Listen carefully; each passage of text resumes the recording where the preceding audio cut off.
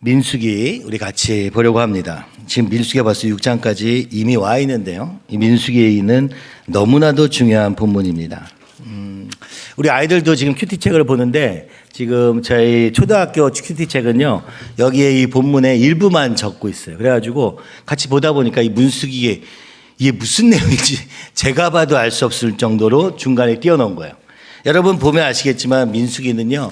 쭉 읽어야 이해가 되는 책이지 일부를 읽어서 이해되는 책이 아닙니다. 신약 성경은 교훈만 있기 때문에 사실은 조금만 읽어도 이해할 수 있는 부분이 있어요. 그런데 민수기는요. 전체를 다 이해하지 않으면 아무것도 이해할 수 없는 책입니다. 사람 이름 나오죠. 뭐 진영 세운 거 나오죠. 그게 엄청 길게 써야 있습니다. 다음 주에 있을 7장도 마찬가지인데요. 3일에 걸쳐서 성막을 봉헌드리는 감사 예배를 3번을 똑같이 반복해서 85절까지 적혀 있는 거예요. 근데 그 중에 일부를 떼어내서 여기서 무슨 내용을 알 수 있습니까? 지금 그런데다가 이 민수기 이야기는 주님이 오늘 우리에게 이야기하시는 거라고 느껴지기 때문이에요. 그래서 제가 이번에 사실은 뭐 학교에 문제도 있고 하면서 아이들과 얘기를 하면서 여러 가지를 생각해 보게 되었어요. 우리 학교 왜 있는 겁니까? 좋은 대학 보내려고 하는 걸까요? 미국에 있는 대학 보내려고 하는 거라고 생각하는 사람도 있는 것 같고요. 그런데 이 아이들이요. 자기가 뭘 하고 있는지조차 쓸 수 없다는 걸 알게 되었어요. 작은 일에서 시작되었는데 그 작은 일 앞에서도 거짓말을 하고 있는 아이들을 보게 됐어요. 아니 숨길 이유가 전혀 없거든요. 그냥 잘못했습니다 하면 끝날 텐데 잘못했다는 말도 할 수 없는 아이들. 그죠? 오늘 이 시대가 그렇습니다. 죄를 의라고 말하고 의를 죄라고 말합니다. 하나님이 기뻐하시는 것을 죄라고 말하고 죄를 얘기하는 것을 죄라고 말하고 의를 얘기하는 것을 죄에 대해서 죄를 의라고 얘기하는 이상한 세상이 되어가고 있는 거예요. 로마서 6장 20절에서 23절을 우리 한번 먼저 읽어보고 도대체 무슨 얘기인가 전반적인 내용을 보면 좋겠습니다. 로마서 6장 20절에서 23절 바울이 이렇게 얘기합니다. 함께 읽어보시죠. 너희가 죄의 종이 되었을 때에는 의에 대하여 자유로웠느니라. 너희가 그때 무슨 열매를 얻었느냐? 이제는 너희가 그 일을 부끄러워하나니 이는 그 마지막이 사망임이라. 그러나 이제는 너희가 죄로부터 해방되고 하나님께 종이 되어 거룩함에 이르는 열매를 맺었으니 그 마지막은 영생이라. 죄의 싹은 사망이요 하나님의 은사는 그리스도 예수 우리 주 안에 있는 영생이니라. 아멘. 우리 아이들과 이것이 잘못된 거냐 잘된 거냐 얘기할 때 죄라는 건 머리로는 알았어요. 그래서 제가 이 말씀을 인용했습니다. 그랬더니 아이들이 로마서 6장 23절이라는 것도 다 알아요. 죄의 싹은 사망이요 하나님의 은사는 그리스도 예수 우리 주 안에 있는 영생이니라. 근데 이 외운 말씀이 내 삶에는 적용이 안 되는 거예요. 오늘 내가 잘못했으면 어떻습니까? 죄의 싹은 사망이니까 내가 살기 위해서 이걸 빨리 어떻게 해야 돼? 물어보면 다 알아요. 고백하면 돼요. 용서를 구하고 회개를 하면 돼요. 다 합니다. 근데 거짓말해요. 근데 제가 그렇게까지 했는지는 모르겠어요. 그렇게 잘못됐다고는 생각되지 않아요. 그건 뭐 피해가는 방식이죠. 그죠? 이게 죄라고 딱 정의하면은 간단한 일을, 그죠? 그렇지만 뭐 그 정도는, 죄에 무슨 정도가 있습니까? 아니요. 잘못된 행동은 잘못된 것 뿐입니다. 그리고 묻습니다. 왜 이렇게 했냐라고 물으면 또 그 얘기는 엄청 잘해요. 제가 그냥, 미워서 그랬어요. 여러분, 우리가 잘못한 일에 대해서 누가 물어보면요. 그죠? 먼저는 어떻습니까?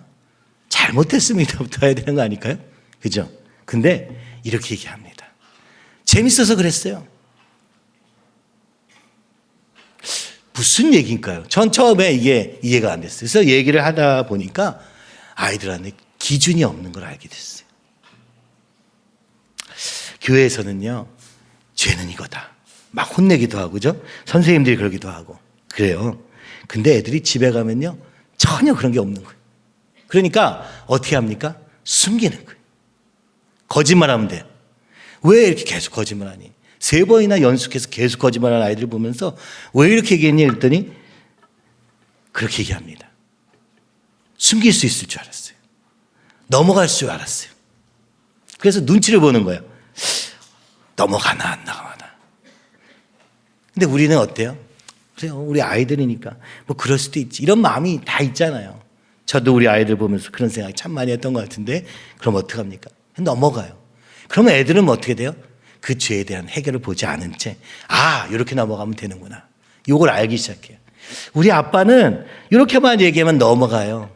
우리 엄마는 막 혼내는 것 같다가도 교회에서만 혼내지 집에서는 혼내지 않아요. 애들이 다 얘기합니다. 이틀 동안 정말 16시간에 걸쳐서 애들이랑 얘기를 했어요. 왜냐하면 혼내기도 전에 이게 도대체 아주 사소한 일이었기 때문에 잘못했습니다. 제가 다음부터는 안 그러겠습니다. 끝날 일이었거든요. 근데 거짓말하는 거예요. 제가 했어요. 남은 얘기할 수 있어요. 나는 안 했어. 스스로 얘기하는 법도 없고 서로가 서로를 숨겨주는 일들을 보면서 우리가 죄와 싸운다고 얘기를 했는데 참 허상이구나. 이것은 뭐 일부일 뿐입니다. 아이들은요 정직해서 그래도 다 얘기합니다. 그죠? 누가 거짓말하면 자기는 거짓말하고 있다가도 저 사람의 거짓말을 못 참아가지고 그거 아닌데 형 그때 그랬잖아 라고 얘기해요. 알고 보니까 진짜 그랬던 거예요. 참 신기하죠? 이게 다 속일 수는 없는 거예요. 어려가지고 속이려고 마음 먹다가도 어디서 허점이 생기는 거예요. 그래서 오랜 시간 대화하니까 뭐 별의별 일이 다 있었던 것입니다. 어디서요? 부모님이 안 보는 데서, 선생님이 없는 데서만, 아니면 누군가 이게 잘못됐다고 알 수 있는 사람은 딱 빼놓고 그 외의 사람들이 있을 때는 모든 걸 다 할 수 있는 거예요. 여러분 오늘 이 시대가 어떤 시대입니까? 자 보십시오. 여기 로마서 6장 20절. 너희가 죄의 종이 되었을 때에는 의에 대하여 자유로웠느니라. 여러분 죄의 종일 때는요 뭐가 의인지 알 필요가 없어요. 왜요? 어차피 죄대로 사는데 뭘 알아서 뭐해요? 아무 소용이 없어요. 우리 스스로 나도 어쩔 수 없어. 나는 죄의 종이야. 나는 어차피 이렇게 살 거야 라고 말하면요 사실 의에 대해서는 자유로운 거예요. 누가 이게 옳은 거야 해도 난 몰라. 난 그렇게 안 살 거니까 하면 땡이에요. 그래서 의에 대해서 자유롭습니다. 근데 얘기합니다. 바울이 그때 무슨 열매를 얻었느냐. 그렇게 네 멋대로 살아간 결과가 뭐냐. 이제는 너희가 그 일을 부끄러워하나니. 구원받은 사람들은 그 일이 부끄러워집니다. 내 마음대로 사는 삶의 결과를 맛보고 나서 혹은 그 전에 구원을 받아서 의에 대해 알고 나니까 의의 종으로 바뀌고 나니까 죄의 종에서 의의 종으로 바뀌니까 그때는 부끄러워지는 거예요. 내가 그때 죄라고 생각하지 않았구나. 이는 그 마지막이 사망이다. 그것이 죽을 길이었구나. 이게 예수님을 알게 된 사람, 성령 받은 사람의 특징인 것입니다. 그러니까 의에 대하여 자유로운 삶은 자유가 아닙니다. 제가 대학교 갔을 때도 진리가 너희를 자유케 하리라 할 때 여러분 무엇이 우리를 자유케 하는 걸까요? 대학에서 공부 열심히 해가지고 공부 많이 하면 그렇죠. 인생이 좀 더 나아지겠죠. 그런 얘기인 줄 알았어요. 우리 학교가 좋은 학교구나. 잘 가르쳐주니까 이렇게 생각했어요. 진리가. 물론 말씀을 몰랐던 건 아닙니다만은 그렇게 쓰이고 있었어요. 그래서 심지어 그죠? 사회주의, 뭐 러시아 농민혁명 이런 걸 배우면서 이게 자유를 얻는 길이구나 이렇게 배우기도 했습니다. 1학년 때까지는. 의에 대하여 자유로운 삶, 이게 죄의 종의 삶입니다. 그러나 이제는 너희가 죄로부터 해방되고 하나님께 종이 되어 이제 의의 종이 된 거예요. 그죠? 하나님의 종이 된 거예요. 사단의 종로 타던 자리에서 하나님의 종된 자리로 바뀌었어요. 되어 거룩함에 이르는 열매를 맺었으니 그 마지막은 영생이라. 인생에는 두 가지 길이 있습니다. 죄의 종의 길이 있고요. 그건 원래 주어지는 길입니다. 누구나 가는 길 다 죄의 종이에요. 예수 그리스도를 믿음으로 말미암아 어떻게 돼요? 의의 종으로 가는데 이것은 뭐예요? 거룩함에 이르는 열매. 거룩함이 한 번에 되는 게 아닙니다. 이르는 과정이 있는 것이죠. 그것이 점차 이루어갈 것이라고 얘기하는 것입니다. 그리고 그 마지막 그 결과가 영생이라고 얘기하는 거예요. 나 예수 믿었으니까 천국 간다 하는 얘기는 너무 단순한 얘기고 실제로도 아닐 가능성이 큽니다. 그렇죠? 물론 우리의 모습으로 영생을 받는 게 아니기 때문에 우리가 분별할 수는 없어요. 그런데 내가 예수 믿었으니까 이제 내 맘대로 살고 내 욕심대로 살면 돼. 이거는 틀린 말입니다. 사실 그것은 아직 예수님을 머리로 알았지 실제로는 만난 적도 없고 모르는 것일 수 있어요. 이것도 우리가 판별하는 게 아니에요. 마지막 날 심판대 앞에서 주님이 판별하실 것입니다. 그래서 23절의 결론, 우리가 외우고 있는 6장 23절의 결론이 여기서 나는 거예요. 죄의 싹은 사망이에요. 죄의 종의 길은 사망에 이르는 길이었구나. 아주 단순한 결론이에요. 이게 긴 얘기를 짧게 쓴 거죠. 죄의 종으로 살면 결국에는 사망에 이를 수밖에 없다. 하나님이 주신 선물은 무엇이냐? 은사는 그리스도 예수 우리 주 안에 있는 영생이니라. 그것은 뭐예요? 예수님으로 말미암아 우리에게 영생이 주어졌다가 아니라 영생이 가능성이 생겼다. 그죠? 왜요? 의에 이르는 열매를 맺어야 영생이 마지막에 있는 것이니까. 그러니까 오늘 우리가 죄의 종에서 아주 가능성 없는 자리에서 어떻게 된 거예요? 이제는 시작된 거예요. 의인이 될 가능성이 생긴 거예요. 우리 안에는 가능성이 아예 제로예요. 근데 예수님을 따라가면 가능성이 생기는 거예요. 가능성이 생겼지 이루어진 게 아닙니다. 거룩함에 이뤄야 되는 것이죠. 거룩함에 이르려면 어떻게 해야 돼요? 똑바로 잘하면 됩니까? 성실하게 살면 됩니까? 아니요. 예수님을 의지해야 돼요. 믿음으로만 갈 수 있어요. 믿음에서 믿음으로 이르는 이 과정이. 그래서 인생의 가장 중요한 것이 믿음만 남게 되는 거예요. 뭘 믿어요? 예수님. 예수님 없는 삶은 믿음의 삶이라고 말할 수 없어요. 뭘 믿습니까? 그죠? 우리가 기독교를 좀 이상하게 바꿔서 긍정의 힘으로 바꿔버렸어요. 긍정의 힘에는 예수님이 토대로 있지만 예수님보다는 긍정이 더 세요. 그건 예수님이 아니에요. 그러니까 영생이 이룰 수 없습니다. 진짜 예수님을 믿어야 돼요. 예수님 도와주세요. 이게 진짜예요. 이거 외에는 길이 없어요. 내가 이젠 착하게 살아야지. 이젠 거룩하게 살려고 노력해봐야지. 어차피 우리는 실패합니다. 그래서 실패할 때마다 예수님께로 가서 예수님 도와주세요. 예수님을 의지하면 주님이 나를 변화시키시는 거예요. 내가 변화되는 게 아니라 예수님이 우리를 변화시키시는 거예요. 여러분 우리의 말에 예수님이 빠져있다? 그러면 여러분 믿는 게 아닙니다. 그죠? 그래서 예수님을 불러야 돼요. 날마다 예수님, 예수님. 심지어 우리의 기도도 그래서 예수님의 이름으로 기도합니다. 다른 이름 아니라 예수님의 이름으로 기도하라고 예수님이 말씀해 주셨어요. 너희가 하나님께 나갈 길은 나를 통해서 외에는 없기 때문에 날마다 예수님을 보는 것밖에 없어요. 성경에 써 계시는 예수님, 오늘도 살아 역사하시는 예수님, 우리 안에 성령께서 가르쳐 주시는 예수님. 근데 예수님은 죄의 문제를 해결하기 위해 오신 거예요. 그러니까 우리가 죄가 드러날 때마다 예수님께로 가져가면 예수님을 더 알게 돼요. 그렇죠? 이게 굉장히 중요한 얘기입니다. 결론적인 얘기고요. 그런데 이 과정을 이 이스라엘 백성은 구약의 삶으로 드리고 있는 거예요. 그것의 내용이 민수기입니다. 민수기는 하나님 나라를 이루어가는 데한 얘기예요. 그렇죠? 하나님 나라는 어떻게 이루어집니까? 창세기 12장에서 아브라함을 부르셔가지고 아브라함을 아브라함이라고 하시면서 그때 뭐라고 합니까? 열국의 아비, 즉 온 인류의 아버지라는 이름으로 바꿔주신 거예요. 이건 나중에 이유가 있어요. 그죠? 갑자기 왜 아브라함 혼자 있는데 하나님이 인류의 아버지, 열국의 아버지 이렇게 부르십니다. 한 사람을 부르셨어요. 한 사람을 인도하셨어요. 쭉 인도하셨어요. 그러다가 창세기 50장에 가면 요셉이라는 한 인물을 통하여, 그죠? 아브라함, 이삭, 야곱을 거쳐서, 그죠? 요셉에 이르러서 요셉을 통하여서 애굽 땅으로 인도한 얘기가 창세기 끝입니다. 아니 하나님이 열국의 아비로 부르셨는데 그 일이 그 인생에는 잘 안 보여요. 아들 하나도 얻기가 어려웠거든요. 그럼 이게 무슨 약속이야? 이 약속은 내 인생을 초월한 약속입니다. 그죠? 아브라함이라는 한 사람의 인생 안에서도 겪어지지만 그러나 그 역사는 대를 이어서 이어지는 하나님 나라. 그러니까 하나님 나라가 금방 안 이루어집니다. 그죠? 대를 이어서 수대를 이어서 차근차근 이루어가는 거예요. 요셉에게 애굽에 들어가게 하셨습니다. 애굽에 들어갈 때 몇 명이었습니까, 여러분? 몇 명이었습니까? 우리 아이들 몇 명이었습니까? 70명, 그죠? 70명이 들어갔어요, 애굽 땅에. 왜 들어갔을까 하셨을까? 결국에 들어가서 처음에는 막 환대받았는데 나중에 어디서 끝납니까? 종살이 하는 것으로 끝났어요. 종살이도 허용하셨어요. 왜 그러셨어요?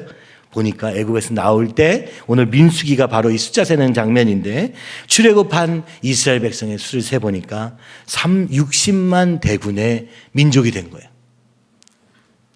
이번 새벽 설교 때 듣다 보니까 그죠? 2008년인가요? 목사님 설교가 있었는데 그때 우리나라 군대 수가 60만 대군이었어요. 이스라엘 백성이 60만 대군이었던 거예요. 아이들, 그죠? 여인들 다 빼고 군인만 60만 명.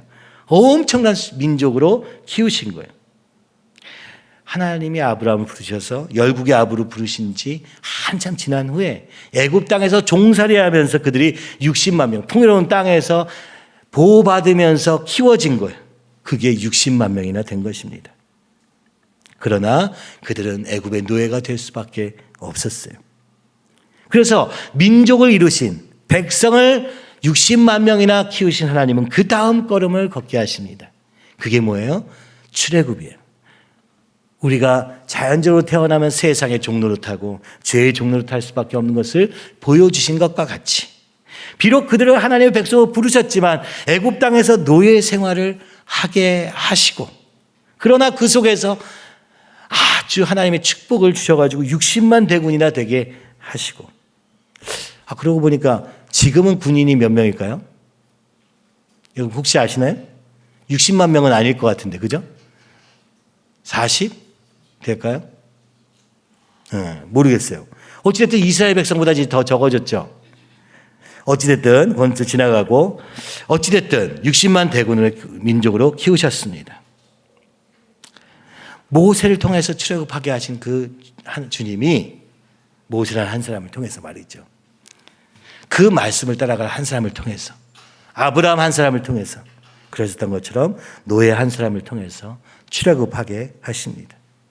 그 주님이 그 다음에 처음 하신 게 뭡니까? 바로 레위기, 법을 주셨습니다. 이 하나님 나라의 백성은 있는데 그 백성이 그 나라라는 것은 정체성이 중요하잖아요. 도대체 뭐 하는 민족이냐? 어떻게 생겨먹은 민족이냐? 뭐 근원이 뭐냐? 오늘 이 땅에 먹고 사는 것도 중요합니다만은 우리가 누구인가 하는 질문이 되게 중요한 거예요. 그래서 하나님은 모세에게 십계명을 주셔서 민족의 법, 곧 정체성을 확립하게 하십니다.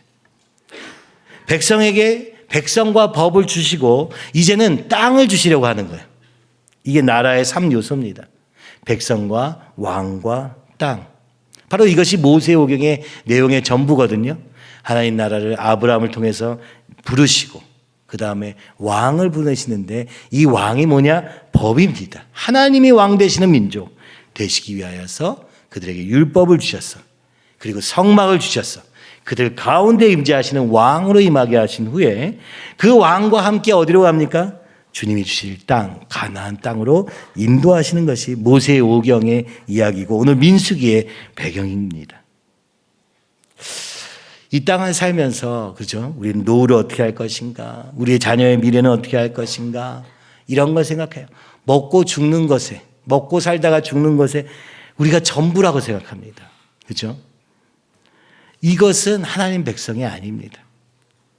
진짜 하나님의 백성은 어디서 이루어지느냐? 숫자에 이룬 것도 아니고 내가 누구인가에 대한 정체성에서 이루어지는 것이죠. 나는 누구이고 우리는 누구인가라는 이 정체성을 위해서 하나님이 말씀으로 주신 것이 성경입니다. 바로 이 말씀이 우리의 정체성인 것이에요. 우리 아까 찬양 불렀던 것처럼 그 말씀 앞에 서지 않는 자 하나님의 백성 아닙니다. 그 말씀에 목숨을 걸지 않는 자, 운명을 걸지 않는 자 사실은 하나님의 백성 아니죠. 왜냐하면 하나님의 백성인지는 모르지만 자기는 누군지도 모르거든요. 우리는 이 정체성을 직업에서 찾고 회사에서 찾고 내가 하는 일에서 찾으려고 합니다. 그러나 그것은 언젠가 끝납니다. 아무 소용없는 것이 될 것입니다. 그죠? 이스라엘 백성이 그래서 나라를 잃고도 그들의 정체성을 어떻게 지켰습니까? 바로 모세오경을 통해서 지킨 것이.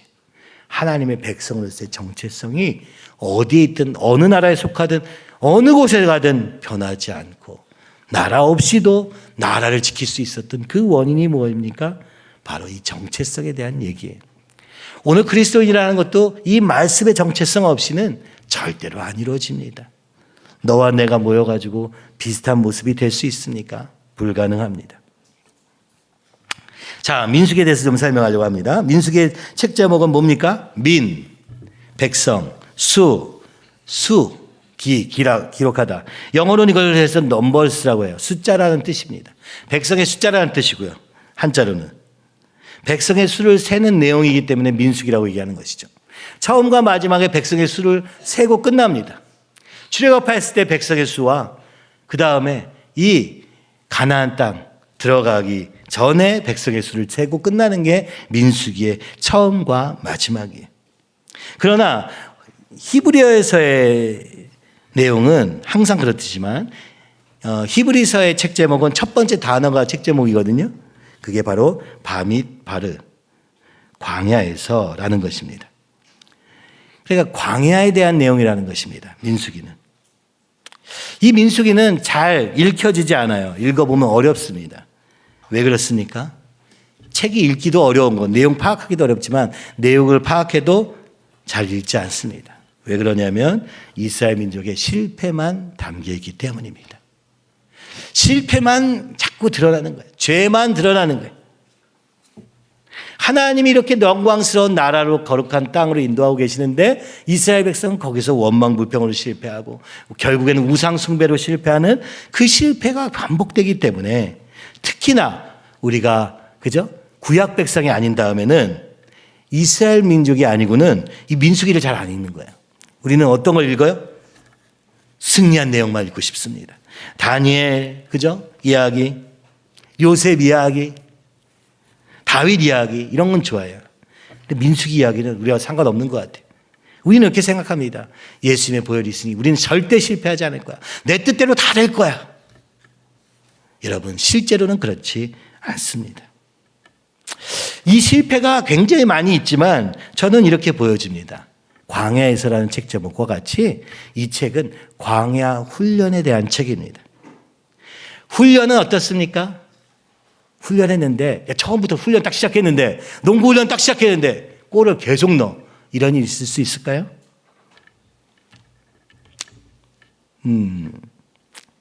이거 쓰다가 혼자 옛날 제가 군대 시절이 생각나더라고요. 미군 부대에 갔으니까 사실 되게 편안하게 있었어요. 그래서 할 얘기는 별로 없지만 그 초반에 힘들었던 일이 있었어요. 그래서 뭐였냐면 사실 군대 가기 전날까지 저는 아무 준비도 안 하고 그냥 군대를 갔거든요. 갔는데 뭐 6주간의 군사훈련이 잘 마치고 어떻게 우여곡절 끝에 잘 마치고 이제 자대를 갔습니다. 아, 이제 편한 미군 부대 카투샤 왔으니까 이제는 놀고 먹고면 되는구나라고 딱 갔는데 첫날 딱 들어갔는데 원래 이제 가면은 또 이제 카투샤들끼리 또 이게 중대가 따로 있어요. 미군 중대가 있고 한국군 중대가 동시에 있어요. 한국군 중대에 갔는데 그 당시에는 이렇게 그런 걸, 그죠? 처음에 이 신고식을 좀 빡세게 하는 분위기였어요. 첫 번째는 뭐 군복이 얼마나 빳빳한가, 뭐 군화가 얼마나 깨끗한가. 그거 걸려가지고 또 하루 종일 그 닦고 뭐 다리고 이런 건 괜찮았어요. 근데 두 번째 딱 한 가지가 있었는데 그때는 이 팔굽혀펴기였습니다. 처음에 딱 들어갔는데 누군지 모르잖아요. 전 처음 봤으니까. 근데 제 바로 고참이었던 거예요. 저보고 고참이 아니고 제가 이제 2병으로 들어갔으니까 뭐라 그럴까? 그 중간이 뭐죠? 2병, 1병, 그 다음에 상병인 사람이 날 불렀어요. 근데 난 몰랐죠. 저보고 팔굽혀펴기를 해보래요. 그래서 열심히 했어요. 그래가지고 45개인가를 했어요. 근데 기준이 50개였어요. 도저히 못하겠더라고요. 그래가지고 45개 하다가 펄썩 주저앉았습니다. 그랬더니 막 욕을 하고 막 그래가지고 이래가지고 어떻게 하냐 운동 막 그래서 팔이 덜덜 떨리는 채로 45개를 겨우 마쳤어요. 근데 여기서 끝난 줄 알았어. 근데 알고 봤더니 이건 오디션이었던 거예요. 그 다음에 병장에게 불려갔습니다. 병장에 불려갔더니 팔굽혀펴기 해봐. 그런데 요 전에 45개 했잖아요. 팔이 지탱도 안 되는 거예요. 지탱도. 그래가지고 그때 10개인가를 했어요. 근데 제가 말을 할 수는 없었어요. 요 전에 45개 했다는 말을 할 수가 없는 거예요. 10개를 하고 쓰러지니까 그때부터 제가 2달 동안 팔굽혀펴기만 밤낮으로 했어요. 얼마나 했냐면은 그냥 팔굽혀펴기가 안 되면 여러분 50개 할 때까지 하는 거니까 할 수 있겠어요? 없겠어요? 절대 못 하잖아요. 버티고 있는 거예요. 그걸 2시간씩도 버티고 있었어요. 그러니까 어떻게 돼요? 나중에 땀이 나고 그 땀이 미끄러져 가지고 넘어질 때 되면 잠깐 쉬는 거예요. 그리고 그렇다고 다시 이렇게 세워가지고 2주 동안 그 팔굽혀펴기만 하다가 10kg가 빠졌어요. 얼마나 이걸 했는지. 그래서 밤에 딱 들어가면은 팔이 이제 안 움직여지는 거예요. 거의. 덜덜덜 떨리는 거죠. 그죠? 그거를 매일같이 한 거예요. 어떤 날은 또 무슨 특별한 행사가 있으면 잠깐 쉴 수 있었고 그렇지 않으면 계속 했습니다. 근데 뭐 말을 할 수가 없어요. 말을 못하게 했어요. 그래가지고 말도 못하고 억울하다고 혼자 생각은 했지만 말도 아무것도 못하고 2달 동안 했더니 100개는 하게 된 거예요. 100개는 쉽게 할 수 있어요. 또 그리고 나서 또 50개도 할 수 있어요. 150개까지는 어떻게 할 수 있게 됐어요. 그러고 나서 2년 동안 제 군대 생활 진짜 편했어요.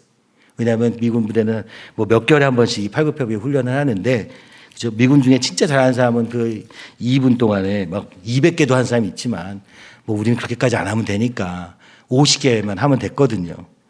통과하는 게 하나도 어렵지 않았습니다. 여러분 훈련을 할 때 어떻습니까? 거기서 제가 사실은요, 제가 이거 아까 45개 해서 그런 거예요. 이제 제가 10개 다시 내일 하면은 잘할 수 있을지도 몰라요. 물론 못했겠지만 말이죠. 그런 변명이 올라오죠. 근데 변명을 할 수 없는 처지다 보니까 훈련을 너무 빡세게 한 거예요. 그래가지고 2년 동안 사실 팔굽혀펴기는 훈련을 할 필요가 없게 된 것입니다. 훈련은 뭡니까? 원망과 불평으로 시작하면 절대 훈련할 수 없어요. 그죠? 훈련은 힘들어요. 훈련은 실패를 동반합니다. 그죠? 그러니까 2달 중에 1달 반은 계속 실패하는 거예요. 이스라엘 백성도 광야에서 실패합니다. 왜요? 훈련이니까. 디모데전서 4장 8절에 이렇게 말합니다. 육체의 연단은 약간의 유익이 있으나 경건은 범사에 유익하니 금생과 내생의 약속이 있느니라. 뭐 육체를 단련하는 것도 힘들죠, 여러분. 그런데 여러분 이 경건의 훈련은 더 힘듭니다. 왜냐하면 보이지 않는 훈련이기 때문에 그래요. 지금도 교회 안에 있는 청년들과 함께 본인의 마음을 보는 훈련들을 하고 있어요. 살면서요, 내가 무슨 생각을 하고 있는지, 내가 오늘 하루를 어떻게 보냈는지 일기조차 적지 않기 때문에 그냥 되는 대로 사는 삶을 살아온 거예요. 죄에 대해서 알 수가 없어요. 내가 무슨 생각하는지도 기억 못하는데, 내가 무슨 행동을 했는지도 한 번도 돌아보지 않는 사람은 결단코 다른 사람이 어떻게 느끼는지 내 모습을 볼 수 없습니다. 우리는 남의 모습을 판단하는 것이 대단한 지혜라고 생각해요. 그거는 아무나 다 합니다. 초등학생도 할 수 있어요. 그런데 나를 보는 것은 훈련이 필요합니다. 그래서 일기를 써야 되는 거죠. 믿음의 사람들은 다 일기를 썼습니다. 믿음의 사람들은 그 일기를 쓰면서 말씀 앞에서 나를 돌아보는 것을 계속 해온 거예요. 그러지 않으면 우리는 어느 순간 교만해져서 남이나 판단하고 있는 유치원생 같은 정신 상태를 가지게 되는 것입니다. 근데 그것이 대단해 보여. 내가 많이 아는 것 같아. 아닙니다. 나를 모르면 아무것도 아는 게 아니더라고요. 나를 아는 거는 굉장히 괴로운 거예요. 내가 거짓말하고 내가 이렇게 행동했던 그 모든 원인들이, 특히나 우리는 죄가 벗어날 수 없는 죄인의 자리에서는 더욱 힘든 거예요. 사실은 이것을 말씀 앞에 선다는 건 날마다 이 말씀 앞에서 주님의 말씀과 어긋난 게 없는가 라고 살피지 않으면 안 되는 것입니다. 근데 누가 그걸 합니까? 교회 다닌다고 누가 그걸 합니까? 아무도 안 해요. 그래서 교회 와서 하는 게 뭡니까? 내가 열심히 했는데 난 주님을 위해 산다고 주장하는 것이죠. 근데 내 시기와 질투. 여러분, 죄는요, 행동은요, 결과적으로 나오는 거예요. 어디서 시작돼요? 처음에 동기에서부터 시작합니다. 처음부터 내가 여기서 좀 인정받아야겠다라고 생각했으면 그건 죄예요. 그 결과는 뻔하게 안 좋게 나오게 돼 있어요. 내가 주님을 너무 사랑해요 라고 시작한 것은 모양이 후질지 몰라도 완벽할지 몰라도 그것은 죄가 아니에요. 마음의 중심을 보는 것이 하나님이신데 내가 무슨 목적과 의도를 시작했는지가 너무 중요하거든요. 잘 못해도 말이죠. 주님, 제가 주님을 사랑하고 주님 때문에 주님 말씀해 주세요. 이렇다면은 이것은 다 하나님 보시기에는 모자라도 누군가 주님을 의지하고 공부를 되게 못해. 그럼 잘못하는 걸까요? 아니에요. 주님은 그걸 아세요. 야, 그래도 네가 나를 의지하니까 너무 좋다. 나와 함께 가자. 내가 너를 인도해 줄게. 주님이 다 인도해 주시거든요. 근데 처음부터 마음이 내가 사람들 앞에서 잘난 척하려고 시작한 거, 자랑하려고 시작한 거, 그죠? 이거 진짜 사실은 열등감 큰 사람은 더 그래. 자기가 없다고 생각하면 더 이걸 추구하더라고요. 안타까운 것이죠. 여러분, 우리의 중심을 살피시는 주님 앞에서 이 죄를 드러내는 과정, 이게 광야에서의 훈련입니다. 아무것도 없으니까 가능한 거예요. 그죠? 우리가 가진 게 있으면 그거 가지고 경쟁하고 시기하고 욕심을 내다가 끝나잖아요. 광야는요, 모래밖에 없어가지고. 여러분, 저기 누군가 그런 얘기를 하더라고요. 그 이스라엘에 가면요, 이 광야를 간대요. 이 가데스바냐 광야를 갑니다. 가서 투어의 과정이 뭐냐면은 중간에 차를 세우고 다 내리라고 한대요. 그리고 30분 동안 걷는 훈련을 한대요. 30분 동안 욕 안 나온 사람이 하나도 없다고 합니다. 진짜 덥고 진짜 힘들대요. 근데 일부러 그렇게 시킨대요. 그러면서 얘기한답니다. 이스라엘 백성은 민수기를 통해서 이걸 가지고 불평한 경우가 10년에 한 번 정도 있었다. 우리는 당장, 그죠? 사실 민수기를 보면 이스라엘 백성이 광야를 출발하자마자 원망과 불평을 합니다. 출발하기 전부터도 불평을 합니다. 출발을 하자마자 불평을 원망을 하게 돼요. 왜요? 아무것도 없으니까. 어쩌면 당연한 일인 거라고 얘기하는 것이죠. 바로 이것을 통해서 무엇을 하기 원하시는 것입니까? 경건을 훈련하게 하시는 것입니다. 이 훈련의 얘기를 좀 더 하자면은 독수리 훈련이 있습니다. 독수리가 태어나자마자 날을 것 같지만 그렇지 못합니다. 근데 독수리는 높은 곳에 있습니다. 그리고 그 부모가 독수리를 높은 곳에서 떨어뜨립니다. 던져요. 처음에는 아기일 때는 막 보호합니다. 그러다가 발로 차. 그럼 얘가 쭉 떨어지겠죠. 이제 죽나보다 할 때쯤 보면 어떻게 되어 있어요? 그 부모가 붙잡습니다. 다시 올라가요. 그 다음 어떻게 합니까? 또 밀어요. 언제까지? 날 수 있을 때까지. 스스로 날 수 있을 때까지 훈련한다고 말합니다. 이거를 독수리만 하는 거예요. 참새는 안 한답니다. 참새는 그렇게 했다가 잡아먹힌다는 거죠. 중간에 독수리가 가르치니까. 참새는 참새를 키우는 거예요. 독수리는 독수리를 키우는 것입니다. 독수리의 훈련은 독수리이기 때문에 가능하다는 거. 참 놀랍죠? 찬양, 찬송가 중에 이런 찬양이 있습니다. 저 높은 곳을 향하여 날마다 나아갑니다. 여러분, 이 찬양 진짜 놀라운 찬양이에요. 우리는요, 최대한 낮은 데서 떨어져가지고 안 넘어지고 싶어. 그럼 어떻게 돼? 참새. 근데 하나님은 우리를 높은 곳을 향해서 보내신 다음에 거기서 떨어뜨리기도 하시면서 우리를 훈련시키시는 거예요. 독수리같이. 더 높은 기준으로 살아라. 말씀의 기준으로 살아라. 말씀하시는 것입니다. 여러분의 그 낮은 기준으로 살아봐야 여러분 안에서 나오는 것은 참새. 오늘 우리는 그런 훈련을 시킬 수 없어요. 그런데 하나님이 우리를 훈련시키실 때는 우리를 독수리가 되게 하시는 것이죠. 왕 같은 제사장으로 키우시는 하나님. 얼마나 놀랍습니까? 이사야서 40장 31절에도 말합니다. 우리 한번 같이 읽어보시죠. 오직 여호와를 앙망하는 자는 새 힘을 얻으리니 독수리가 날개치며 올라감 같을 것이요 다른 박질하여도 곤비하지 아니하겠고 걸어가도 피곤하지 아니하리로다. 아멘. 여러분, 참새같이 살겠습니까? 이 땅만 바라보다가 이 땅에 속하여서 이 땅만 세우다가 하나님이 우리 하나님의 백성을 키우신 자리는 포기해버리고 나는 그냥 광야에서 죽을래 하고 살겠습니까? 아니면 하나님이 이 주신 자리에서 나를 훈련하고 계시는구나 라고 믿으면서, 근데 훈련할 때는요 앞이 하나도 안 보여요. 훈련할 때는요 언제 끝날지 몰라요. 그죠? 오늘 훈련도 뭐 육체 훈련 열심히 하십시오. 그러나 경건의 훈련, 이것은 오늘 우리를 독수리로 만드는 훈련이라고 말씀하시는 것이죠. 하나님의 백성을 독수리와 같이 만드시는 줄 믿습니다. 그래서 독수리같이 날아가게 될 것이다. 이 광야의 끝에.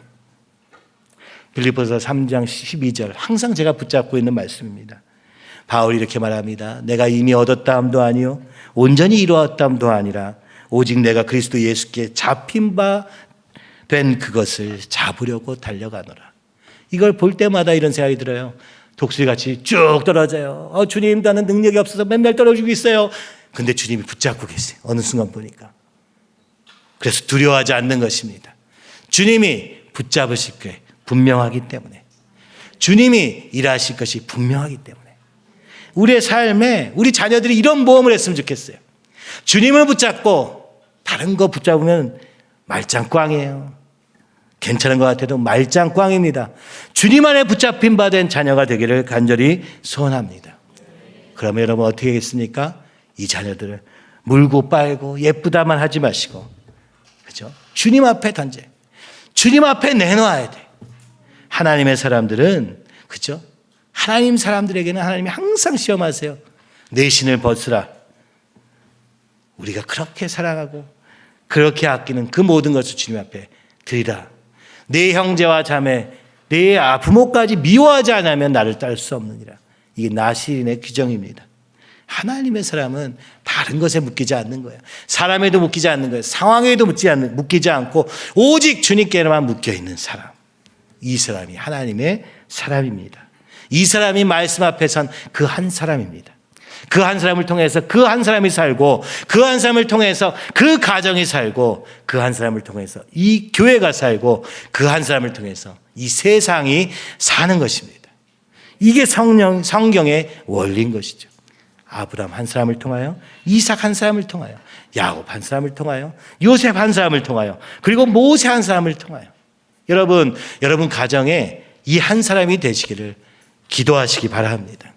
그 한 사람으로 말씀 앞에 서시기를 바랍니다. 그리고 훈련을 두려워하는 것이 아니라 담대하게 걸어가는 여러분 되기 원합니다. 믿음도 그러니까 훈련이라고 말씀하시는 거예요. 구원은 부름의 시작, 홍해를 건넌 사건이에요. 근데 그의 삶은 광야 같은 훈련입니다. 아무것도 없어 보이는 훈련이에요. 낮추시고 줄이게 하사 하나님의 말씀에 순종하는지 아닌지 보게 하시는 훈련입니다. 아무것도 안 보이는 곳에서 훈련하게 하시고 모든 것이 보이는 곳에서도 주님을 붙잡게 하시는 그 주님. 여러분, 광야의 훈련을 통과하지 못한 자가 세상의 그 화려한 한복판에서 승리할 수 있겠습니까? 못합니다. 못합니다. 그래서 광야에서의 훈련이 먼저 되는 것이죠. 오늘 이 교회 걸음이 20년, 30년 동안 주님이 훈련시키고 계시는 걸음입니다. 그리고 주님이 앞으로도 또 그렇게 이루어 가실 것을 저는 바라봅니다. 이것은 우리 개인의 목표와 개인의 좋고 싫음의 문제가 아니라 오늘도 역사하신 하나님이 오늘 이 말씀을 통해서, 민수기를 통해서 내가 너희를 여기서부터 여기까지 인도하고자 한다. 여기 가운데서 너의 모든 하나님의 믿음 없음을 드러내시고 이것을 주님 앞에 회개하고 나아갈 기회로 주시겠다고 말씀하는 것 같이 저한테 들립니다. 근데 그게 들리자마자 우리 안에 사건들을 통하여서 오늘 실제로 그렇게 되고 있음을 보여주고 계시는 거예요. 가정 안에, 자녀들 속에 이런 일이 계속되고 있는 거예요. 이 땅의 삶은 믿음의 훈련이요, 순종의 훈련이요, 죄와의 싸움의 훈련입니다. 그리고 이것을 연약한 자를 통하여서 자기를 믿지 않는 자를 통하여 죄인임을 깨달은 자를 통하여 일을 해가시는 것이죠. 자, 민수기 1장에서 4장은 먼저 대열을 정리하고 있는 장면을 길게 쓰고 있어요. 무슨 얘기냐? 이 훈련을요, 개별적으로도 하지만 함께하게 하는 훈련인 거예요. 그죠? 이스라엘 지파가 함께하는 훈련이 되게 한 거예요. 함께하면 복잡해요. 근데 함께하게 하시는 거예요. 예배를 함께 드림으로 생활관에서 함께 살면서 우리가 때로는 제지대학 코스를 통하여 함께 이 훈련을 하게 하시는 거예요. 그러므로 이것이 바로 교회예요. 믿음의 훈련장으로서의 교회. 하나님의 형상을 회복해가되 혼자가 아니라 함께 이루어가는 것. 그죠? 가정이 그렇고 교회가 그렇습니다. 죄인인 우리가 예수 그리스도의 보혈의 은혜로 부르심을 받고 믿음에서 믿음으로 나아가는 훈련의 과정으로 이 일을 행하시는데 이걸 정하시는 분도 하나님이시다. 자, 그림을 한번 보여주시죠. 오늘 이게 대략 비슷한 모습일 거예요. 멈췄을 때 그림이에요. 가운데 성막이 있습니다. 구름기둥과 불기둥으로 임하셔서 오늘 우리가 가야 될 때는 구름기둥이 일어나고 불기둥이 일어나십니다. 서 있을 때도 그곳에서 추위를 막아주시는 하나님. 중앙에 하나님이 계시는 거예요. 성막이 있는 거예요. 그리고 그 주위를 레위 지파들이 둘러싸게 됩니다. 그리고 하나님이 동쪽에 유다. 그죠? 그 다음 그림 보여주시면 서 있을 때는 동쪽에 유다, 이사갈, 스불론. 이상하죠? 네 번째 지파를 맨 앞에다 세우십니다. 왜요? 누구를 통해서? 요셉을 통하여서. 그죠? 이 축복이 이미 전해져서 유다 지파를 귤을 들게 할 지파로 정하시고 그래서 네 번째이지만 첫 번째로 쓰게 하신 것입니다. 이건 하나님의 뜻입니다. 그죠? 어디에 어떻게 서야 되는지도 하나님이 딱 정해 주셔요. 이것을 제대로 정렬하는 것에서부터가 훈련이에요. 아직 출발도 안 했어요. 출발도 안 내는데 요 훈련을 합니다. 밑에 있는 그림은 20장에 나오는 움직일 때 대형이에요. 움직일 때 어떻게 합니까? 동쪽에서 있던 유다, 이사갈, 스불론이 맨 앞에 쓰고 그 다음에 남쪽에 있는 루벤, 시몬, 갓 지파가 서쪽에 있는 에브라임, 므낫세, 베냐민 그리고 그 다음에 북쪽에 있던 납달리, 아셀, 단 지파가 쭉 12행렬을 딱 지어서 움직이는 것도 주님이 정해 주세요. 가라 하면 가시고 멈춰서라 멈춰 서 있는데 문제는 뭐예요? 그럼 멈춰 있을 때는 어디에 있어야 되느냐? 위치를 정해 주십니다. 이 위치, 하나님이 정하시는 것입니다. 어디에 있을지를 주님이 정하시는 거예요. 선악과 이야기가 있잖아요. 선악과 이야기 때 아담이 선악과를 먹습니다. 그때 하나님이 뭐라고 하십니까? 어떻게 부르십니까? 아담아. 어떻게 부르십니까? 아담아, 네가 무엇을 먹었느냐? 이렇게 부르십니까? 아니요. 뭐라고 하시죠? 아담아, 네가 어디 있느냐? 오늘 이 지는 어디에 대한 얘기예요. 우리의 마음의 중심이 어디에 있느냐? 너무 중요한 거예요. 주님이 명령하신 그 자리에 서 있는 게 중요한 거예요. 믿음의 분사, 은사의 분량에 따라 하나님이 정하신 그곳에 서 있는 게 가장 중요한 거예요. 근데 우리는 이 대열을 전혀 신경을 안 쓰고 있어요. 세상에서 내가 어디 있느냐는 그렇게 중요해요. 사람들 사이에서 내가 어디 있냐는 너무 중요해. 근데 하나님이 나를 두신 자리가 어디 있냐는 관심이 없어서 대열을 이탈할 때 여기에서 진영 밖으로 쫓아내십니다. 자, 진영을 이루시고 하나님을 중앙에 두시고 하나님을 말씀을 기준으로 하나님의 말씀이 가면 가고 쓰면 쓰게 하신 후에 그리고 나서 얘기하는 게 민수기 5장과 6장의 내용입니다. 우리 성경을 여시고 민수기 5장과 6장 읽고 마치도록 하겠습니다. 자, 이거 단락별로 하겠습니다. 5장 1절에서부터 있습니다. 함께 크게 큰 목소리로 읽습니다.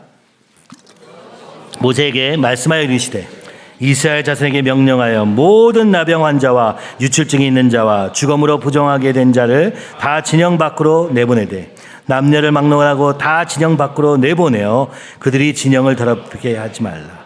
내가 그 진영 가운데 거하느니라 하시매 이스라엘 자손이 그같이 행하여 그들을 진영 밖으로 내보냈으니 곧 여호와께서 모세에게 이르신 대로 이스라엘 자손이 행하였더라. 아멘. 여러분 지금 출애굽해가지고 이제 가나안 땅을 향해서 가야 되잖아요. 빨리 가야 되는데 가야 되는 이 시점에 하나님이 무슨 얘기지? 하는 얘기를 하는 게 5, 6장이에요. 하나님이 이 진영 가운데 계시니까 무엇 하십니까? 부정한 것을 짐 밖으로 내보내라. 이렇게 얘기하십니다. 왜요? 이게 전염성이 있는 거예요. 그렇죠? 우리의 욕심은 전염성이 있습니다. 우리의 부모가 이런 욕심을 가지고 있으면 애도 가리키지 않았는데 그 욕심을 가지게 되는 걸 보게 돼요. 하나님이 얘기하는 거예요. 이 공동체 안에서 부정한 것을 내보내라. 그러니까 뭐예요? 거룩의 첫 번째는요, 부정한 것을 처리하는 데서부터, 내보내는 데서부터입니다. 그러니까 죄를 내보내야 돼. 그죠? 아니면 내가 죄와 함께 나가게 되니까 이 죄를 나와 분리시켜야 돼. 이 사단의 속임수를 끊어내야 돼. 그렇지 않으면 안 되는 거예요. 시작조차 할 수 없는 거예요. 그죠? 그래서 하나님이 제일 중요한 걸 먼저 얘기하시는데 정결규례라고 얘기합니다. 하나님과의 동행하는 걸음은요, 여기 광야의 길을 다 여기까지 가야 되는데 이 훈련의 목적이 뭐냐? 저기 가나안 땅 가서 막 싸워서 이기고 뭐 이런 걸 우리가 꿈꾸잖아요. 근데 먼저 정결해라. 이게 조금 어려운 거예요. 우리는요, 일로 생각하는 거예요. 이렇게 하면 되죠? 저렇게 하면 되죠? 방법을 생각하는 거예요. 이거 하라는 건가요? 저렇게 하는 건가요? 이렇게 합니다. 근데 주님이 얘기하는 거예요. 더러운 것을 버리는 거. 너무 어려워. 그죠? 뭐가 더러운 거예요? 정해 주셨어요. 뭐예요? 나병 환자, 유출증, 전염병이에요. 전염병들, 그리고 죽음이 명하지 못하도록. 이 죄의 싹은 사망이다. 그러니까 죽음을 만진 것. 죄를 가지는 것을 내쫓으라고 말씀하십니다. 자, 5절에서부터 쭉 있습니다. 여호와께서 모세에게 말씀하여 이르시되 이스라엘 자손에게 이르라. 남자나 여자나 사람들이 범하는 죄를 범하여 여호와께 거역함으로 죄를 지으면 그 지은 죄를 자복하고 그 죄값을 온전히 갚되 5분의 1을 더하여 그가 죄를 지었던 그 사람에게 돌려줄 것이요, 만일 그 죄값을 받을 만한 친척이 없으면 그 죄값을 여호와께 드려 제사장에게로 돌릴 것이니 이는 그를 위하여 속죄할 속죄의 순양과 함께 돌릴 것이니라. 이스라엘 자손이 거제로 제사장에게 가져오는 모든 성물은 그의 것이 될 것이다. 각 사람이 구별한 물건은 그의 것이 되나니 누구든지 제사장에게 주는 것은 그의 것이 되느니라. 아멘. 잠깐 여기까지 하겠습니다. 단락대로 읽을 텐데요. 자, 그런데 하나님이 가운데 계시고 나서 레위 지파로 둘러싸게 하세요. 왜요? 버퍼를 두신 것입니다. 이스라엘 백성이 그대로 하나님께로 가면 죽어요. 그래서 레위 지파로 그걸 둘러싸게 중간에 있게 하세요. 그들의 죄로 인해서 죽지 않도록 하기 위해서 버퍼를 주십니다. 그리고 그들이 죄를 지을 때마다 이 레위 지파를 통하여 죄의 문제를 해결하게 하세요. 오늘도 마찬가지입니다. 이 교회 가운데 하나님이 죄의 문제를 해결할 제사장들을 세우시는 거예요. 그죠? 그것이 사역자의 역할이라는 거예요. 뭘 하는 거예요? 죄로 인하여 죽지 않도록 하기 위해서 그 죄의 문제를 하나님이 드러내실 때 드러난 죄만큼을 속죄해야 돼요. 죄의 대가를 치러야 돼요. 죄에는 대가가 있습니다, 여러분. 죄는 그냥 없어지는 게 아니에요. 대가를 치는 거예요. 예수님이 십자가에 지셨지만 그러나 그렇다고 해서 그 죄의 대가가 가벼워지는 게 아니에요. 그래서 죄를 지었으면 그 죄에 대한 속죄제를 드려야 돼요. 그게 어디예요? 5분의 1을 더해야 돼요. 여러분은요, 죄를 짓고 회개했으니까 됐다 이렇게 생각해요. 아닙니다. 죄를 지었으면 죄를 지은 그 사람에게 나가서 5분의 1을 더하여 갚아야 돼요. 100을 훔쳤어. 그럼 120으로 갚아야 돼요. 죄의 대가는 반드시 치러야 되는 거예요. 오늘 한국교회가 잃어버린 게 무엇입니까? 나 하나님께 용서받았어. 나 그러니까 너한테는 용서를 안 구해도 돼. 이게 밀양의 주제입니다. 하나님께 용서를 구하고 사람한테 미안하다는 말을 안 할 수 있다는 거. 나 하나님과 해결했으니까 난 너한테는 그럴 필요가 없어.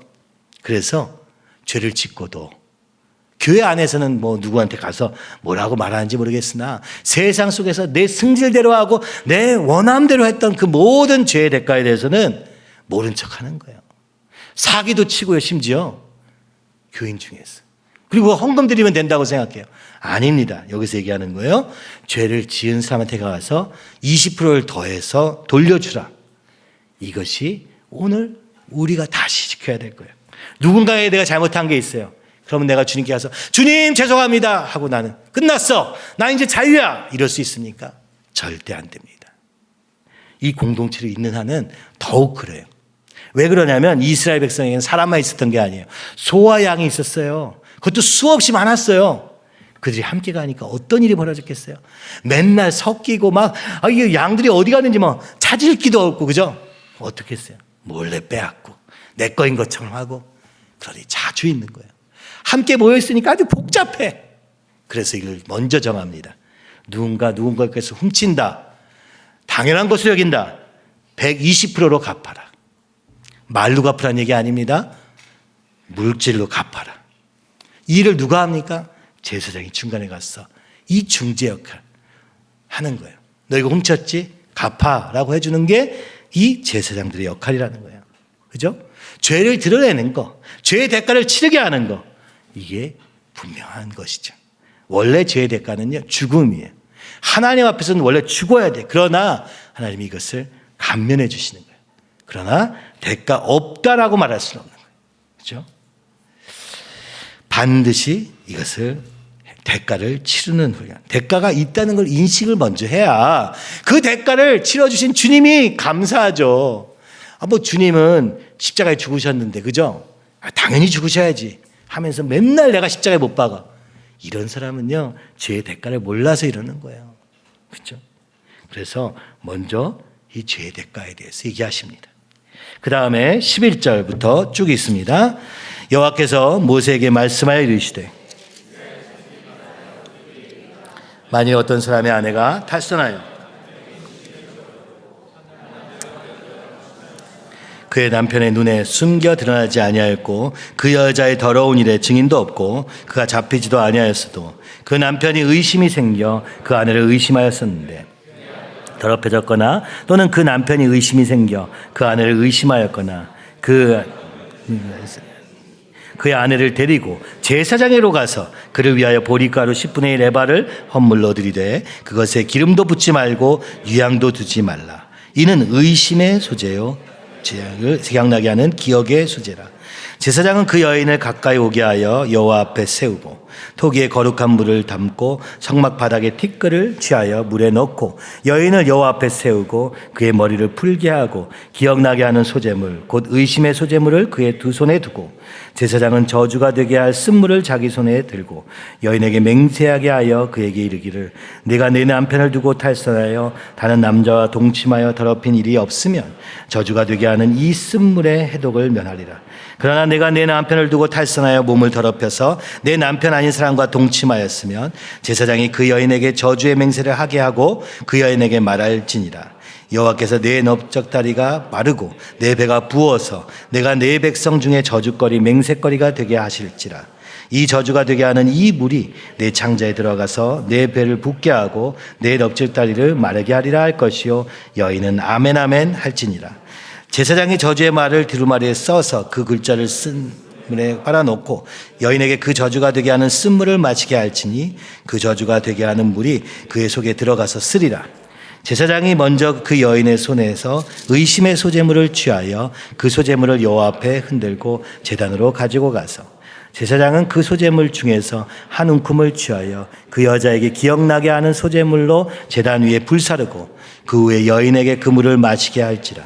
그 물을 마시게 한 후에 만일 여인이 몸을 더럽혀서 그 남편에게 범죄하였으면 그 저주가 되게 하는 물이 그의 묵수에 들어가서 쓰게 되어 그의 배가 부으며 그의 넓적다리가 마르리니 그 여인이 그 백성 중에서 저주거리가 될 것이니라. 그러나 여인이 더럽힌 일이 없고 정결하면 해를 받지 않고 임신하리라. 이는 의심의 범이니 아내가 그의 남편을 두고 탈선하여 더럽힌 때나 또는 그 남편이 의심이 생겨서 자기의 아내를 의심할 때 여인을 여호와 앞에 두고 제사장이 법대로 행할 것이라. 남편은 무죄할 것이로 여진 죄가 있으면 당하리라. 아멘. 아내의 간통을 밝히는 절차에 대한 얘기를 하고 있습니다. 오늘날 이것으로 보면 간통죄가 사라진 이 시점에서 보면 이 죄는 참 너무 올드하다, 그죠? 너무하다라는 생각이 들 수밖에 없을 것입니다. 오늘 이 시대는 죄를 죄라 하지 않기 때문에 그렇습니다. 그런데 오늘 여기에는 놀라운 하나님의 이 비밀이 담겨져 있습니다. 첫 번째는 무엇입니까? 이 아내가, 그죠? 간통하였다라고 의심이 되면 무엇을 합니까? 제사장에게 들고 오라고 말합니다.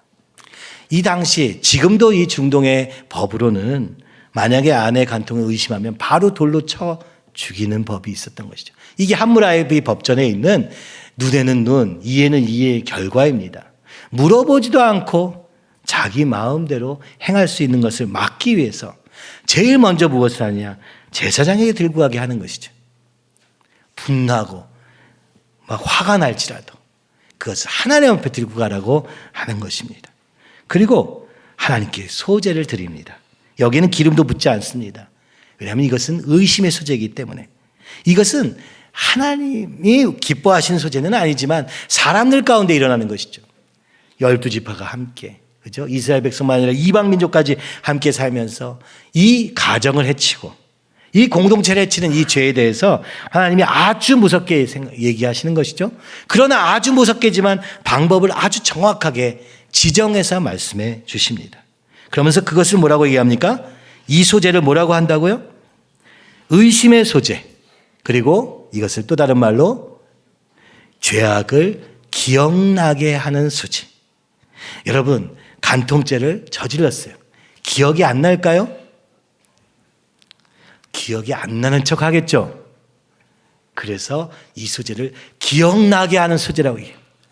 우리가 죄를 짓고도 우리의 죄, 나의 죄에 대해서 기억이 안 나요. 저는 기억이 안 나요.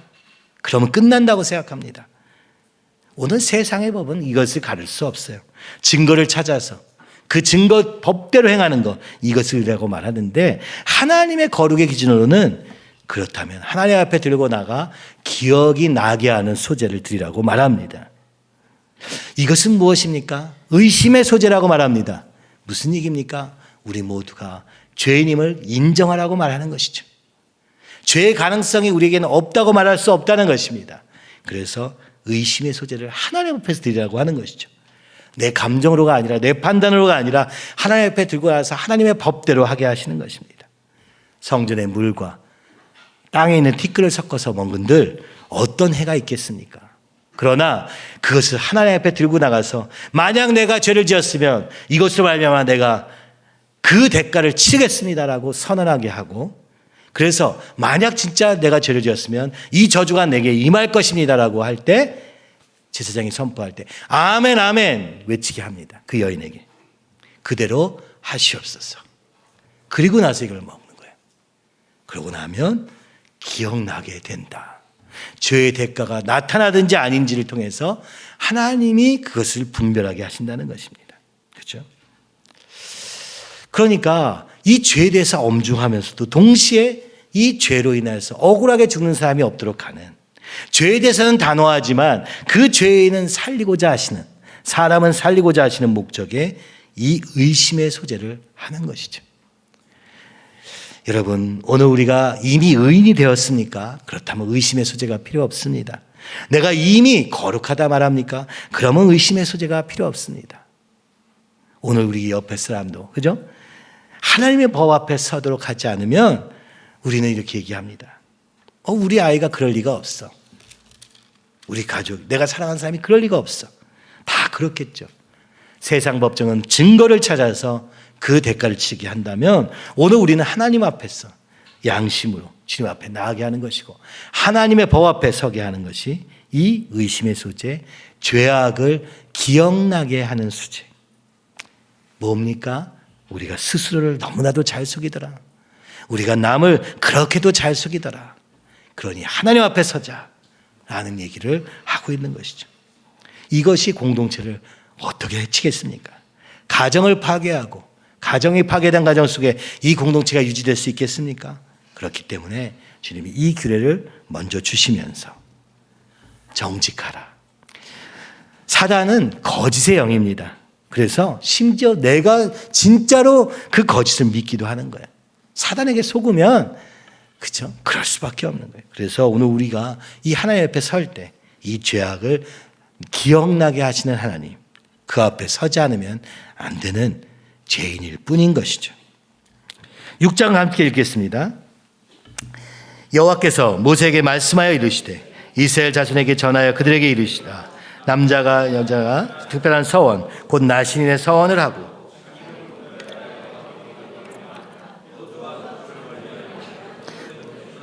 독주된 초를 마시지 말며 포도즙도 마시지 말며 생포도나 건포도도 먹지 말지니 자기 몸을 구별하는 모든 날 동안에는 포도나무 솟아는 씨나 껍질이라도 먹지 말지며 그 서원을 하고 구별하는 모든 날 동안은 삭도를 절대로 그의 머리에 대지 말 것이라. 자기 몸을 구별하여 여호와께 드리는 날이 차기까지 그는 거룩한즉 그의 머리털을 길게 자라게 할 것이며 자기의 몸을 구별하여 여호와께 드리는 모든 날 동안에는 시체를 가까이 하지 말 것이요 그의 부모 형제 자매가 죽은 때라도 그로 말미암아 몸을 더럽히지 말 것이니 이는 자기의 몸을 구별하여 하나님께 드리는 표가 그의 머리에 있습니다. 자기의 몸을 구별하는 모든 날 동안 그는 여호와께 거룩한 자니라. 누가 갑자기 그 곁에서 죽어서 스스로 구별한 자의 머리를 더럽히며 그의 몸을 정결하게 하는 날에 머리를 밀 것이니 곧 7째 날에 밀 것이며 8째 날에 산비둘기 2마리나 쥐비둘기 새끼 2마리를 가지고 제사장에게 줄 것이요 제사장은 그 하나를 속죄제물로 하나는 전제물로 드려서 그의 시체로 말미암아 얻은 죄를 속하고 또 그는 그날의 날에 그의 머리를 성결하게 할 것이며 자기 몸을 구별하여 여호와께 드리는 날을 새로 정하고 1년 된 순양을 가져다가 속건제물로 드릴 것이니라. 자기의 몸을 구별한 때에 그의 몸을 더럽혔은즉 무효니라. 나신의 법은 이러하니라. 자기의 몸을 구별한 날이 차면 그 사람을 회막문으로 데리고 갈 것이요 그는 여호와께 헌물을 드리되 번제물로 1년 된 흠없는 순양 한 마리와 속죄제물로 1년 된 흠없는 암양 한 마리와 화목제물로 흠없는 순양 한 마리와 무교병 한 광주리와 고운 가루에서 기름 섞은 자들과 기름 바른 무교 전병들과 그 소제물과 전제물을 드릴 것이요 제사장은 그것들을 여호와 앞에 가져다가 속죄제와 번제를 드리고 화목제물로 순양의 무교병 한 광주리를 아울러 여호와께 드리고 그 소제와 전제를 드릴 것이라. 자기의 몸을 구별한 나시리는 회막문에서 자기의 머리털을 밀고 그것을 화목제물 밑에 있는 불에 둘치며 자기의 몸을 구별한 나시리니 그의 머리털을 민 후에 제사장이 삶은 순양의 어깨와 광주리 가운데 무교병 하나와 무교전병 하나를 취하여 나시린 손에 두고 여호와 앞에 요제로 흔들 것이며 그것과 흔든 가슴과 받들어 올린 넓적다리는 성물이라. 다 제사장에게 돌릴 것이니라. 그 후에는 나시린이 포도주를 마실 수 있느니라. 이는 곧 서원한 나시린이 자기 몸을 구별한 일로 말미암아 여호와께 헌물을 드림과 행할 법이며 이외에도 힘이 미치는 대로 하려니와 그가 서원한 대로 자기 몸을 구별하는 법을 따라 할 것이니라. 아멘. 그리고 나서 우리 안에 이제 문제가 생겼을 때 어떻게 처리할지를 얘기하신 다음에 나시린의 법을 주십니다. 여기에 제일 많이 나온 단어가 무엇일까요? 바로 구별, 거룩하라. 이 세상과는 구별, 그죠? 이 모든 것과의 구별, 분리되는 삶을 요청하십니다. 그 나신을 서약하는 거예요. 내가 얼마 동안 이 나신으로 살겠습니다. 서약했으면 그것에 합당한 제사들을 차근차근 드려나가고, 그죠? 그러면서 행동은 어떻게 조심할 것이며, 그리고 죽음을 가까이 하지 말라. 죄의 삭은 사망이요. 그러므로 죽음은 형제 자매라 할지라도 가까이 가지 말라. 그죠? 어쩔 수 없이 그 죽음 곁에 있었으면 다시 무효다. 다시 그 나시린의 서약을 지켜야 된다. 또 나시린의 서약이 끝난 다음에는 어떻게 할 것인가? 또 하나님께 온전한 번제로 드리라. 이렇게 얘기하고 계시는 것이죠. 자신을 완전히 구별한 사람, 이 나시린은, 그죠? 성경에 계속해서 등장합니다. 실패한 나시린 삼손, 성공한 나시린 사무엘도 등장하는 것이죠. 온전히 하나님 앞에서 구별돼요. 세상과 구별되어 사는 삶, 이것이 하나님이 기뻐하시는 사람이요. 그래서 예수님은 그죠? 제자들 가운데 가족이 죽었다는 소식을 들었을 때 주님이 이렇게 말씀합니다. 그것은 너의 가족에게 남겨두고 너는 나를 따르라. 바로 하나님 예수님의 제자가 나시린입니다. 신약 성경의 제자가 곧 나시린이고 신약 성도의 성도가 바로 거룩한 무리 나시린인 것이죠. 아직 구약에서 이제 시작하니까 그들은 이때는 성령의 능력도 몰랐고 예수님의 보혈의 능력도 몰랐기 때문에 우리의 최선을 다해서 행동을 조심하는 것으로 나타났지만 중심을 들인 나시린은 하나님의 백성이라 하나님의 자녀라 부르심을 받게 되는 놀라운 역사가 있는 신약의 역사 가운데 연결되고 있는 것이죠. 제일 중요한 게 뭐냐? 이 이스라엘 백성이 이스라엘 백성 되게 하는 정체성은 바로 세상과의 구별입니다. 로마서 12장 1절에서 2절 이 학교가 세워진 최초의 말씀이 바로 로마서 12장 1절과 2절이죠. 그러므로 형제들아, 우리 다 외워볼까요 우리 아이들? 그러므로 형제들아 내가 하나님의 모든 자비하심으로 너희를 권하노니 너희 몸을 하나님이 기뻐하시던 거룩한 산 제물로 드리라. 이는 너희가 드릴 영적 예배니라. 너희는 이 세대를 본받지 말고 오직 마음을 새롭게 함으로 변화를 받아 하나님의 선하시고 기뻐하시고 온전하신 뜻이 무엇인지 분별하도록 하라. 여러분, 제가 졸업식 때부터 이 말씀이 제 마음에서 떠나지 않아요. 주님이 이것을 하기 원하시는구나. 오늘 우리 자녀를 이렇게 하기 위해서 시작하신 것이구나. 어떻게 하라고요? 너희 몸을 하나님이 기뻐하시는 산 제물로, 거룩한 산 제물로. 이게 바로 나시린의 법입니다. 진정한 하나님의 백성은 바로 이 나시린인 거예요. 그런데 아직 구약에서는 분명히 못 지켜. 그러니까 기간을 두고 정하게 하십니다. 아직 성령의 능력이 없고는 우리가 이렇게 살 수가 없어. 그래서 오늘 예수님 여기 로마서도 말하죠. 이 세상을 본받지 말고, 그죠? 마음을 새롭게 함으로 변화를 받아 성령의 충만으로만 갈 수 있다는 거예요. 하나님의 영이 우리에게 임하지 않고는 새롭게 될 수가 없습니다. 그죠? 새롭게 함으로 변화를 받아 하나님의 뜻을 분별하는 것부터 시작하라. 하나님이 뭐를 어떻게 하라고 하시는지 우리는 모르는 거예요. 그죠? 이 구약에서는 이 제사장 앞에서 이 서약을 하고 이 제사장과 함께 제사를 드리면서 함께 해나갔다면 지금은 오늘 우리가 예수 그리스도 앞에서 이 결정을 하는 것입니다. 그리고 22절에서 27절을 같이 읽습니다.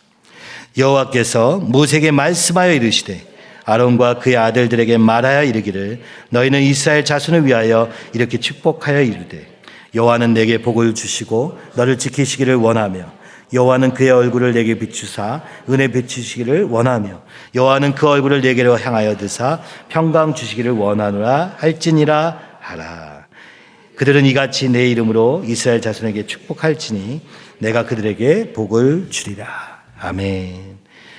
이렇게 정결 규례를 다 정하시고 나서 여호와께서 모세에게 말씀하십니다. 아론과 그의 아들들을 통하여 이스라엘 백성을 축복하라. 왜 축복하시는 것이죠? 오늘 이 정결 규례의 결론입니다. 주님, 나는 구별되어 살겠습니다. 내가 이제 나시린으로 살겠습니다. 이 고백을 하나님이 너무 기뻐하시는 거예요. 그래서 하나님이 아론과 그 아들들에게 대제사장을 통하여서 이렇게 축복하라. 이렇게 서원하는 자들에게, 이렇게 거룩히 살기로 작정하는 자들에게 하나님의 축복을 전하라고 얘기하는 거예요.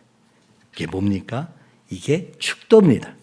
여호와는 내게 복을 주시고 너를 지키시기를 원하며. 언제 가능한 것입니까? 하나님의 말씀대로 자기 위치에 서서 하나님의 말씀대로 이제는 정결하게 살리라, 구별하여 살리라 결정하는 자들에게 이 축복이 임한다고 보여주시는 것이죠. 그것도 세운 아론과 그의 자손들을 통하여 일을 하신다고 말씀하십니다. 여기까지 오는 걸음에 저도 그죠? 청년으로 시작하여 이 걸음을 쭉 이렇게 걸어왔습니다.